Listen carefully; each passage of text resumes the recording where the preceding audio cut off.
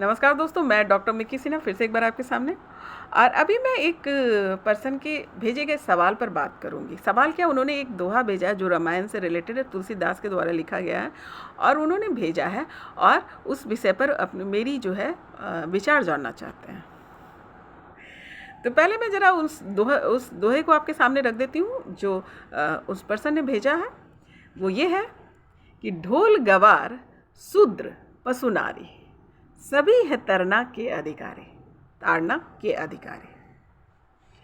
ये दोहा भेजा मैंने भी बचपन से पढ़ रखा है। ऐसी बात नहीं कि मैं इस लाइन से या शब्दों से, ये दोहा से मैं नहीं गुजरी हूँ। अब ये कि ये क्या सोच करके उन्होंने भेजा और क्या मन में उनके विचार चल रहे हैं, वो उनका मन स्थिति है। पर मैं इस पर ज़रूर अपने विचार दूंगी और किसी बायस्ड होके नहीं। मैं कोई तर्कशास्त्री की तरह इस पर तर्क नहीं करने जा रही। बस मैं सिर्फ थोड़ा मन स्थिति पर बात करूँ कि कब कौन सी बात हम क्यों और कब कहते हैं। मैं एक साइकियाट्रिस्ट की तरह बात करूँगी, एक मनोवैज्ञानिक की तरह बात करूँगी, ना कि तर्कशास्त्री की तरह। मेरा ये काम नहीं, लेकिन उनकी मन स्थिति क्या रही होगी और एक साधक की मन स्थिति क्या होनी चाहिए, या आध्यात्मिक तरक्की होने पे किस स्टेज पर इस तरह के भाव नहीं आते या उच्चतम स्थिति के भाव आते हैं, उस पर बात करूँगी मैं। बिल्कुल आध्यात्मिक, बिल्कुल मनोवैज्ञानिक। अब आती हूँ जरा इस विषय पे। अब तुलसीदास कौन थे?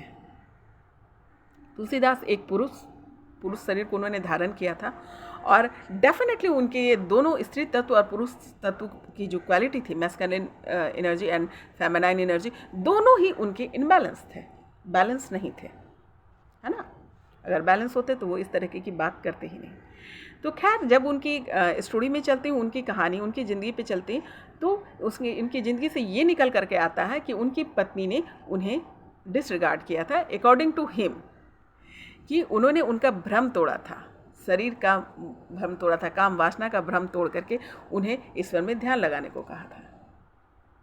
बहुत ध्यान से समझिएगा कि ये बहुत कम ही होता है कि कोई स्त्री, ज़्यादातर जो 3D स्टेट में होते हैं, जो इंद्रियों के गुलाम होते हैं, वो लोग सिर्फ यही चाहते हैं कि वो अटेंशन मुझे मिले।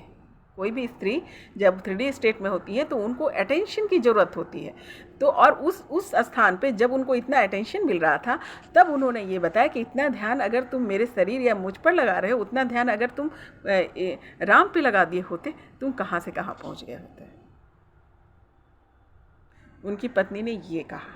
कुछ और भी बोल सकती थी ना, पर उन्होंने ये जोड़ा कि मुझ पर से ध्यान हटाकर तुम राम पे ध्यान लगाओ, यानी अपने कर्म जो सोल पर्पस आया हो उस पर ध्यान लगाओ। और फिर वो वहाँ से विरक्त होते हैं। उन्हें विरक्त होकर के वो आकर के अपने कार्य में लग जाते हैं और फाइनली तुलसीदास नामक पर्सन वो तैयार होते हैं, रेनॉल्ड पर्सन। पर देखिए ये क्यों लिखा, उनकी मन स्थिति की बात करूँगी मैं, कि जब आपने ये सवाल पूछा है तो ये मन स्थिति समझे। ऐसा बिल्कुल भी नहीं है कि बड़े नाम हो जाने से उनकी मन स्थिति सही हो गई थी। ये लाइंस लिखने का अर्थ ही यही है कि उनकी मन स्थिति सही नहीं थी, अर्थात वो फॉरगिवनेस से नहीं गुजरे थे। उनकी पत्नी के इस व्यवहार से वो अचीवमेंट तो उन्होंने प्राप्त कर ली थी, लेकिन वो अपनी पत्नी को माफ़ नहीं कर पाए थे। वो उनकी पत्नी जो है, उन्होंने उनकी गुलामी नहीं स्वीकार की, इस बात को वो बर्दाश्त नहीं कर पाया और वो उनके मन में तब तक रहा। अगर नहीं रहता तो ये शब्द वो नहीं लिखते, क्योंकि जब भी कोई व्यक्ति जो है एक अच्छे पोजीशन को समाज में प्राप्त करता है तो उसकी रिस्पॉन्सिबिलिटी हो जाती है कि वो क्या बोल रहा है, क्या कह रहा है और उसका प्रभाव समाज में क्या पड़ेगा। तो उनका क्रोध और अपमान वाली भाव, तिरस्कार का भाव, अहंकार इतना ज़्यादा था कि उन्होंने अपनी पत्नी को माफ़ नहीं किया। और माफ़ तो नहीं किया, जब माफ़ी नहीं किया तो शुक्रिया क्या अदा करते हैं। तो उन्हें तो हर हाल में सिर्फ और सिर्फ अपनी पत्नी का शुक्रिया अदा करना चाहिए था कि उन्हें यह राह दिखाया। नहीं तो वो क्या करते, एक दैहिक भाव में, एक काम वासना में ही ग्रसित होकर रह जाते और उन्हें कोई तुलसीदास के नाम से नहीं जानता, है ना। निस्वार्थ भाव से उनकी पत्नी ने उन्हें राह दिखाया। रातों वो जो नाम और प्रसिद्धि थी वो तो उनको मिल गई, लेकिन वो आध्यात्मिक तौर पे यानी मानसिक तौर पे मन स्थिति उनकी नहीं सुधरी थी। यही कारण है कि वो क्रोध जो है इस आपको कविता में, ये दोहा में नज़र आता है। इस दोहा में उन्होंने कहा ढोल, यानी ढोल क्या होता है, पीटने वाला, उसमें जान नहीं होता, वो निर्जीव होता है। ढोल को भी पीटना पड़ता है, गवार यानी मूर्ख उसे भी पीटना पड़ता है, शूद्र यानी वो जो समाज के लोगों ने उसे निचला जाति बना रखा, और पशु, पशु यानी जानवर, क्योंकि उसको बुद्धि नहीं होती इसलिए मारकर उसको समझाना होता, और नारी। ये कितना बड़ा दुखदाई, ये नारी पर इसका कोई प्रभाव नहीं है, उनकी मन स्थिति थी। मुझे उन पर दया आ रही है, उनकी मन स्थिति पे दया आ रही है कि उन्होंने ये कहा, इसलिए कि वो बीमार थे मन से वो बीमार थे। उनका यहाँ पर जो ब्लॉकेज, उनके वो एक्चुअली उनके ब्लॉकेज थे जो यहाँ पर दिखे, उनके ब्लॉकेज क्लियर नहीं हुए थे, इसी कारण वो दिखा। अब जरा मैं यहाँ पर इनके जो जिन्होंने सवाल पूछा तो ज़रूर उनके मन में कुछ ऐसी बात रह गई होगी, जरूर स्त्री के खिलाफ ही रही होगी, तभी ये सवाल उन्होंने पूछा। तो आप ये बताइए कि नारी, उसको ताड़ने की ज़रूरत है? आपको लगता है क्या? थोड़ा सा ध्यान दे लो, अरे मेरे भाई थोड़ा सा ध्यान दे लो, पीछे मुड़ के देख लो। ये तो एक तो पहले आपको आध्यात्मिक अगर भाषा में पहले मैं समझा दूँ, उसके बाद मैं लोग जो जनरल भाषा उसमें बात करती हूँ। ये स्त्री तत्व और पुरुष तत्व, ये दोनों हर एक व्यक्ति के, हर एक सोल के अंदर ये होना चाहिए, इसकी बैलेंसिंग होनी चाहिए। स्त्री शरीर से कोई मतलब नहीं होता और पुरुष शरीर से कोई मतलब नहीं होता, ये तत्व है, ये गुण है। स्त्रीत्व गुण और पुरुषत्व गुण, इन दोनों का बैलेंस हर एक सोल के अंदर होना चाहिए। यही अध्यात्म में, यही जो आपकी तपस्या होती है, यही बैलेंसिंग आपकी तपस्या है। और ये तो पूरे ही इनबैलेंस थे। और जो लोग सवाल पूछ रहे हैं वो भी, तो जरा ध्यान देना मेरे भाई, कि जब आपने ये सवाल पूछा तो इसको बहुत अच्छे से आध्यात्मिक तरीके पे भी स्त्री तत्व और पुरुष तत्व को बैलेंस करना होता है। ये शरीर से कोई मतलब नहीं होता। पर अगर हमें प्रकृति को दिखाने के लिए, प्रकृति का जो संरचना है उसको पूरा करने के लिए हमने स्त्री तत्व, स्त्री शरीर और पुरुष शरीर को भी धारण किया, तो भी जरा गौर करके देखना कि स्त्री शरीर को ही सबसे ज़्यादा संयम क्यों बरतना पड़ता है। 9 महीने वो लाइफ को पुरुष के बॉडी में भी डाला जा सकता था, और लेकिन व्यवस्था की गई स्त्री तत्व के से बिलोंग करने वाली बॉडी को। क्यों?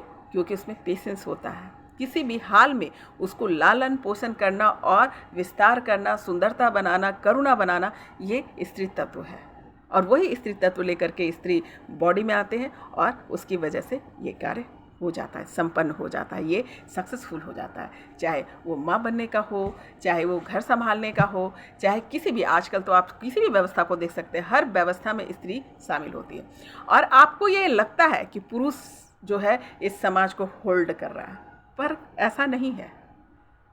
अगर पॉजिटिव भी अगर स्त्री है तो निगेटिव भी रूप जो है, मतलब सुंदर रूप है तो भयानक रूप भी स्त्री का ही है ना। क्योंकि डिटर्मिनेशंस बहुत ज़्यादा यहाँ होता है, तो उस डिटर्मिनेशन की वजह से अगर वो सती है तो काली भी है ना।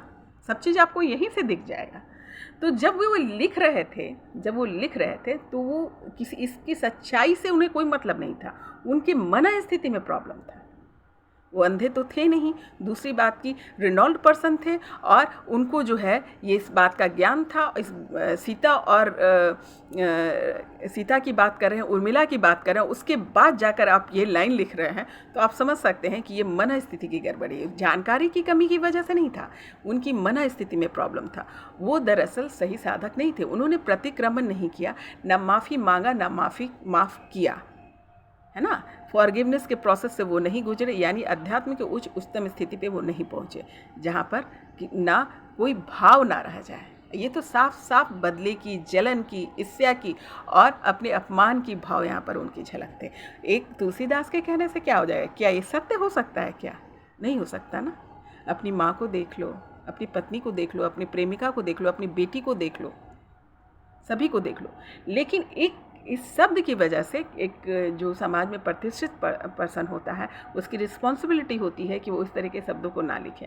अब देखिए, कुछ आप जैसे मिजाज वाले लोग जिसने ये सवाल पूछा और इस दोहा को आप अपना हथियार बना के घूम रहे हैं कि तुलसीदास ने ये कहा है तो आपके हाथ में ये हथियार आ गया कि स्त्री को पीटना चाहिए या उनको काबू में रखना चाहिए, गुलाम बना के रखना चाहिए। तो ये एक शब्द से देखिए कि कुछ लोग जो है, समाज के कुछ लोग, वो इस बात को अच्छा समझ लिए, मतलब उनको एक एग्जाम्पल मिल गया है, जैसे उनको हथियार मिल गया। पर मेरे प्यारो, ये बिल्कुल भी सही नहीं है। इसलिए कि आप जिस पल उन्होंने ये बात लिखी उसी पल जो है उनकी जो है महानता घट जाती है ना। क्योंकि जब किसी का मन स्थिति सही नहीं है तो वो क्या समाज को गाइड करेगा? कर सकता है क्या? नहीं कर सकता। तो ठीक है, उन्होंने कह दिया, पर एनालिसिस करने आपने भी आता ना। ऐसा थोड़ी कि किसी ने कुछ कह दिया बस उसकी भेड़ चाल में हम चल दिए और उसको ही फॉलो किए जा रहे हैं। You have to analysis. उतना ही तुलसीदास को जितनी बुद्धि दी गई थी, जो उस सोल को बुद्धि थी, वैसे ही बुद्धि आपके पास भी है। हर एक सोल जो है उतना ही पावरफुल है। तो किसी को बिना आंख बंद करके फॉलो क्या करना? उसको जो अच्छे से समझो, व्यवहार में लाओ और अपने मतलब के अनुसार किसी चीज़ को यूज करना बंद करो। क्योंकि वो आदर्श नहीं है। जो ये दोहा को आप पढ़ें, ये बिल्कुल भी आदर्श नहीं है। अरे हिम्मत है तो अपने अंदर वो क्वालिटी उत्पन्न करो कि स्त्री जो है उसको अपने आप जो है आपकी गुलामी आपके आगे बिछ जाए। आपको मारने पीटने या इस अपशब्द के साथ जाने की ज़रूरत नहीं है, क्योंकि स्त्री तत्व ही बहुत ही संजीदा और भरा पूरा लालन पोषण से भरा हुआ और करुणा से भरा हुआ, प्रेम से भरा हुआ है। आपको कैसे उसको यूटिलाइज करना है आप पर डिपेंड करता है। और सबसे बड़ी बात कि अपने अंदर ही जो पहले स्त्री तत्व और पुरुष तत्व को उसको बैलेंस करो। ऐसा नहीं है कि जिसने स्त्री तत्व शरीर धारण किया उसे ही वो स्त्री तत्व का ज्ञान होना चाहिए। उस स्त्री तत्व का ज्ञान आपके अंदर होना बहुत ज़रूरी है। यही ज्ञान जो था, यही जो बैलेंस उनमें नहीं रहा होगा, इसलिए उन्होंने ये बातें लिखी। और जिस पर्सन ने ये सवाल पूछा है, ये जो लोग इनको फॉलो करते हैं, उनके भी प्रॉब्लम यही है कि उनके स्त्री तत्व जो है, आप उनके अंदर के स्त्री तत्व गुण जो है उसमें कमी है। तो उस पर काम कीजिए। और ये इस नारियों का अपमान नहीं है, वो सिर्फ उनकी मन स्थिति के कारण ये शब्द आया हुआ है। यानी बीमार वो थे, नारी नहीं या पशु नहीं। खाली नारी की बात नहीं, जिन लोगों के पीटने की बात की है या ताड़ने की बात है, किसी को भी उसकी ज़रूरत नहीं, क्योंकि प्रेम से बढ़कर कुछ नहीं होता। नारी तो प्रेम की रूप ही है, स्वरूप ही है। और बाकी अन्य लोगों का भी जिक्र उन्होंने किया है, जैसे शूद्र, पशु। किसी को भी जो है ताड़ने के लिए उनको मारना पीटना या प्रताड़ना करने की ज़रूरत नहीं है। आप प्रेम से जाएं। बहुत आश्चर्य की बात है कि उन्होंने यहाँ पर प्रेम क्यों नहीं लिखा, प्यार क्यों नहीं लिखा, विश्वास क्यों नहीं लिखा? क्योंकि वो खुद बीमार थे, उनकी मनस्थिति खुद ही सही नहीं थी।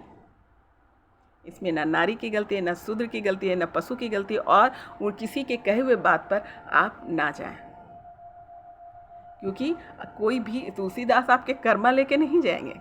जो कर्म आप करेंगे उसको झेलना आपको ही होगा। आप जो आप व्यवहार करेंगे उस व्यवहार का रिजल्ट आपको मिलेगा, तुलसीदास को नहीं। उनको जो कहना था, सुनना था, लिखना था, लिख के चले गए। और ईश्वर ने सभी को उतनी ही बुद्धि दी है, तो यूज़ योर माइंड, है ना। बहुत ज़्यादा बुद्धिमान बनने की भी नहीं ज़रूरत है। तो आसपास की चीज़ों को ऑब्जर्व कीजिए और ऑब्जर्व करके उसको एनालिसिस कीजिए और उसका स्थान दिए। खुद को पहले परखो। सारी कमियां दूसरे पे ढूंढने के बजाय खुद को परखो। अपने आप को परख लोगे तो कंप्लेंट्स तो स्त्री क्या किसी से भी नहीं होगा। तो पहले गड़बड़ी यहाँ है। तो जिन लोगों ने भी इसको फॉलो किया या कर रहे हैं वो अप्रिसिएशंस के तो बिल्कुल भी अधिकारी नहीं है। और मुझे उन पर दया का भाव है। ईश्वर उनकी मन स्थिति सही करे, सही राह पे रहें, सही गाइडलाइन मिले उनको, और इस जो है इस भाव से निकल जाए और उच्चतम स्थिति पे जाए। तो फिर मिलती हूँ नए सवाल, नए जवाब, नए विषय के साथ। नमस्कार।